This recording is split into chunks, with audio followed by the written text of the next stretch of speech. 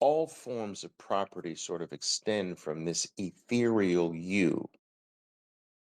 It's what you own, what you have, what you possess. Now, governments came into existence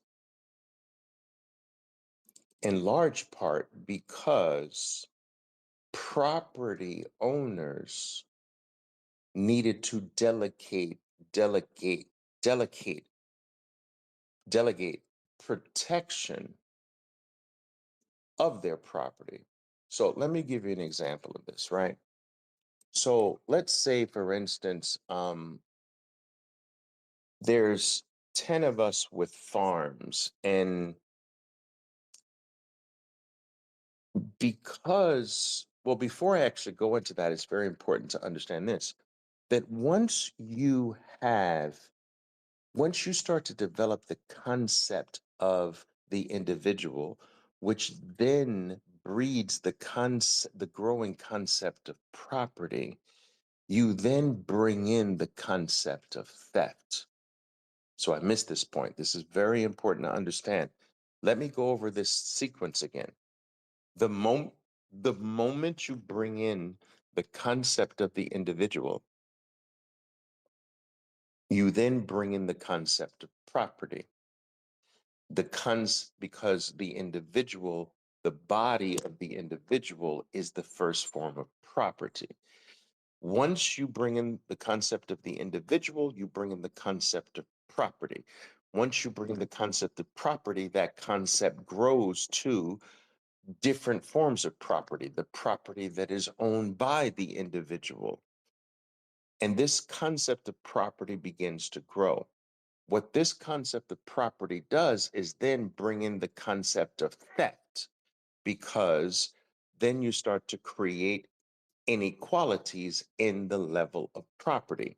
And so those without property start to desire property.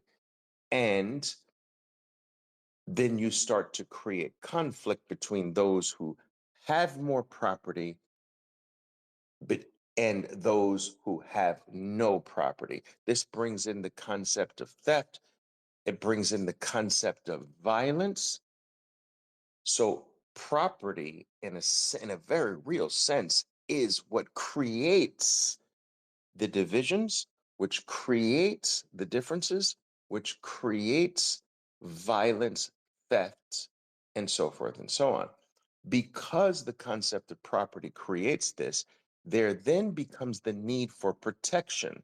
But if 10 of us have farms and we need all of our time dedicated to handling our farms, not dedicated to protecting our farms from those without farms, then we might take one of our 10 farm owners and say, John, you're the 10th farm owner. Why don't you do this? We know your family is, we know that your family needs to be supported.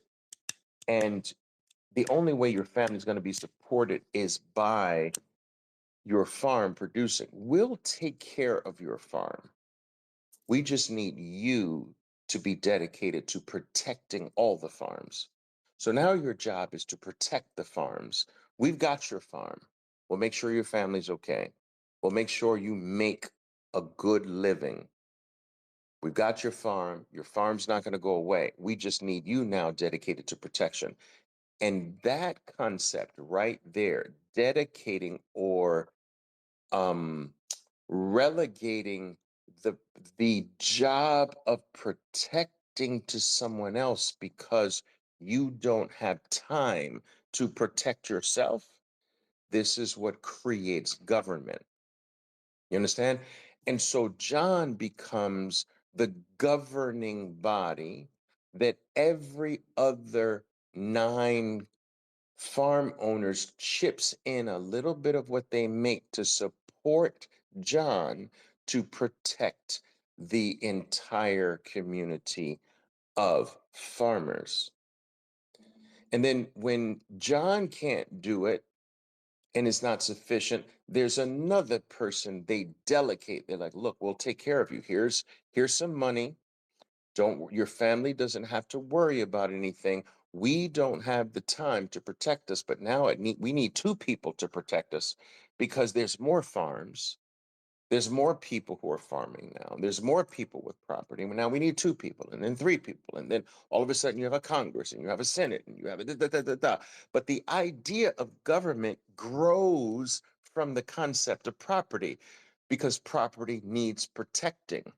And so these protectors are supposed to do it via force initially and then via law. And then and then the law is supposed to be um, adhered to by force, military. And so governments have grown from the concept of property, protecting property, and the concept of property has grown from the conceptual idea of an individual.